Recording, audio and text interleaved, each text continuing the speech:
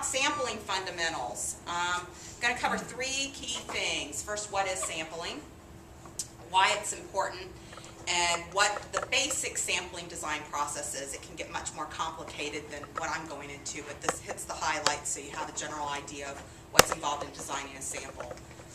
So to start, what is sampling? Sampling, it is the selection of a subset of a larger group for the purpose of estimating the characteristics of the larger group. And usually when we say larger group, usually it's consumers of products. But it doesn't have to be consumers of products. It could be geographic regions. It could be stores. It doesn't have to be people. But generally in marketing research, we are doing consumer research. So whenever we do sampling, it does start with population, and the population is the universe to be sampled. What else I wanted to say about universe? Basically consists of all units of interest, so anybody that you want to generalize your results to. And one example of population could be the population of a country, so it could be all U.S. citizens, or you could get more specific, such as females aged 18 to 65. It can get even more specific. It could be females 18 to 65 who have used some product in the past 6 months. I mean, you can get pretty specific on what your population may be. So then from the population, we're identifying the sampling frame. And the sampling frame is the list from which the sample will be drawn to represent the population. And it can be a list, it could be an actual list of everybody, or it's more often anymore, it's more directions for how you identify the sampling frame. And in our case, because we have a large panel, a lot of times the panel serves as our sampling frame. So we might be looking for my survey panel members, that's our brand, who are females age 18 to 65. So once you know that, then you can actually get to your sample, which is the subgroup that you'll actually be sending an invitation to participate in your research and hopefully getting them to complete, although everybody doesn't complete anymore. That's a huge issue. Response rates are a big issue in the industry. We're just not getting the response rates we used to. So there's things we need to try to do to improve that situation and get people to agree to do surveys. So any questions about what in general sampling is before I move on to the whys? Hopefully you've covered some of this already.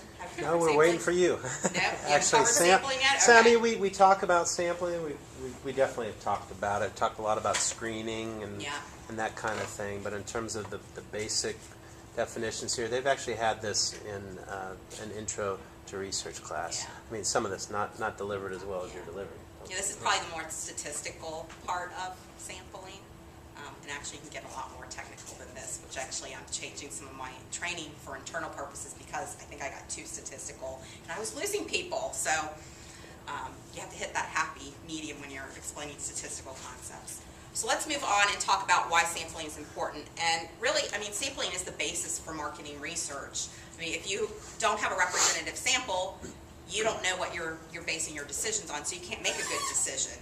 So sampling is extremely important.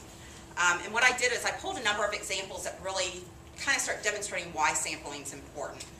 We're going to start with political polling. I'm sure no one here has been polled for a political poll anytime recently. I'm getting 1 to 2 calls a week, although I'm in Ohio, and Ohio's a very contentious state, so that could be why I'm getting multiple phone polls. But obviously with political polling, they're trying to figure out who's going to win an upcoming election. Usually this tends to focus more on presidential, but every once in a while you will get polls for other positions. And it's really important that they have a representative sample. If you don't have a representative sample, you could actually be making an erroneous guess at who's winning. And one of the best examples was from, let's see, what year was it, 1948 presidential election, and the Chicago Tribune actually reported that Dewey defeats Truman.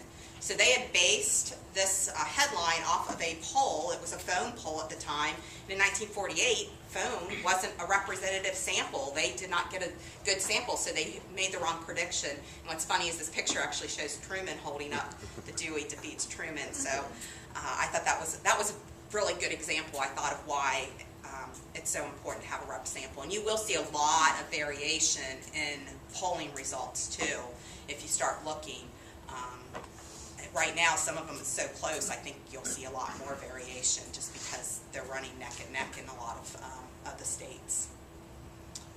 Another example is social research. So social research, you're kind of getting at societal things, social research, monitoring societal change. And one of the big ones that does this is the General Social Survey.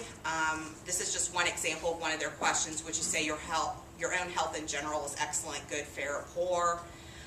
And what they do is they have a very complicated sampling design because they want to make sure they have a good cross-section of all over the U.S. So this is a good source of information if you ever need some data to figure out, oh, what does the U.S. population look like on things. And they have a lot of different areas. They also have some demographics. So it is something that's available that you can actually look at too.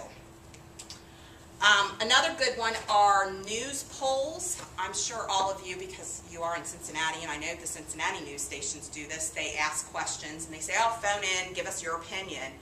And it can be really interesting. This is one from when the the Olympics was going on, so they were asking which one they were most looking forward to watching. It's from News 5. And it can be interesting, but the thing you need to keep in mind is you're requiring somebody to call in or to vote online, so you're not calling them. So the sample a lot of times is not representative, and if it's a very polarizing question, this isn't obviously very polarizing, you're probably getting the people who are very for it and the people who are very against it, and you're not getting that middle ground. So definitely you always want to take all these results with a little grain of salt. What I found really interesting is this was the only news station that actually put a disclaimer on their poll. They said that they are for entertainment, there is no guarantee of accuracy, and they only reflect the choices of the users who participated. So out of, I think, 4 Cincinnati stations that do this, this is the only one that put any kind of disclaimer on the representativity of their sample, which is kind of scary because a lot of people will take this as gospel and don't understand that this may not be representative. Another example is with television ratings. So again, this was from the Olympics. I think it was the first week of the Olympics. And this is Nielsen data. And Nielsen is one of the big ones who does television ratings. Actually, I was just contacted to be a Nielsen family household, and I said, well, I work in marketing research. So they didn't let me include myself, although I have been known to lie about my occupation in order to do that. But I decided I didn't want to do that for television ratings because that's too much trouble. But they do use a lot of this. I mean, this is how people decide where to buy advertising and what to look at as far as where they should place advertisement. So when Nielsen picks families, they call them families, they're making sure they're getting a very representative sample because they want to be able to project to the total U.S. population and not just their sample. So definitely, again, very, very important that they have a rep sample. Now the next one is looking at penetration numbers, and by penetration I mean it's the percent of people who use something or do something, and it's always really important to make sure whatever you're starting with is a rep sample, because otherwise you may be overestimating or underestimating your penetration. And this I pulled from the Pew Research Center, which is another great source for data, by the way. And it looks at cell phone, smartphone, and tablet ownership by age group. And the big thing to keep in mind with this is they actually use a telephone methodology, and they actually include mobile-only households, which is really important when you're trying to estimate cell phone, smartphone, and tablet ownership, because that percentage is increasing. I think it might be 20 to 25% of households don't have landlines now. So if you're not including those, you're probably underestimating all these things because they're associated with each other. So definitely, again, it's important to understand what your sample is and what they're starting with, and is it truly representative of what you're looking for. And one last example, this is the example I was talking about before with you. I looked that up, yeah. Yeah, it's from Show of Hands, which is an app that I look at probably on about a daily basis, actually, because I think it's kind of entertaining. And with this app, they put up questions. There's always just 2 answers to the question, and then what's cool is you can look at it in total. You can look at it by state, gender, age, income, and party affiliation.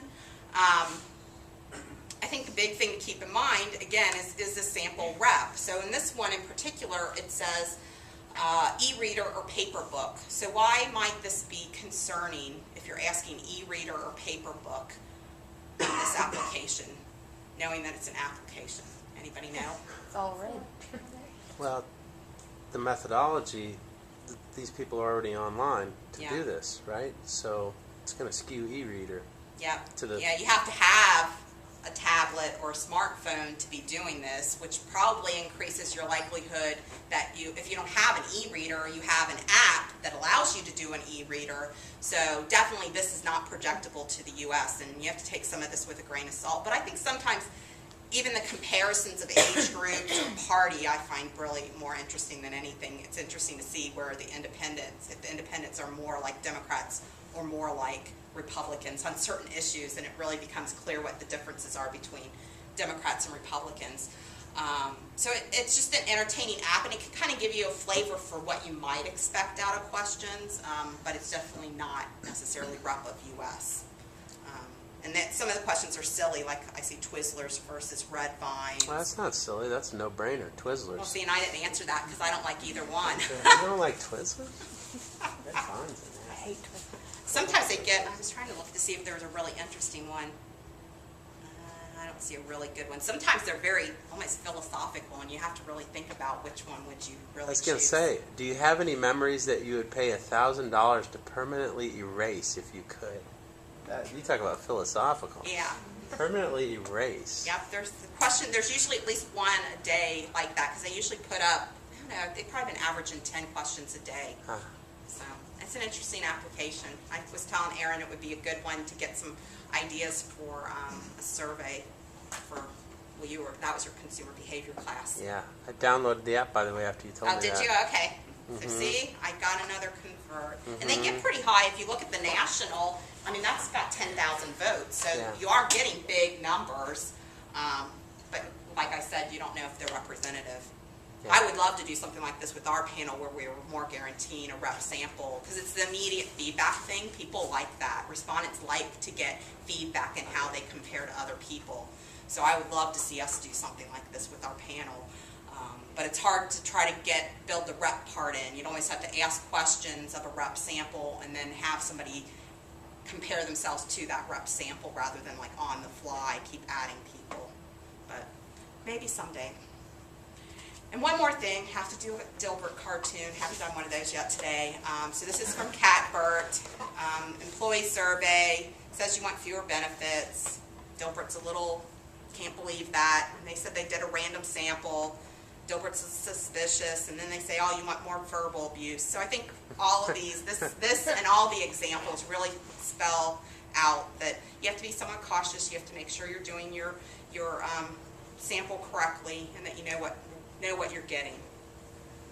Any questions on that, or do we need to pause for recording? Yeah, we'll go for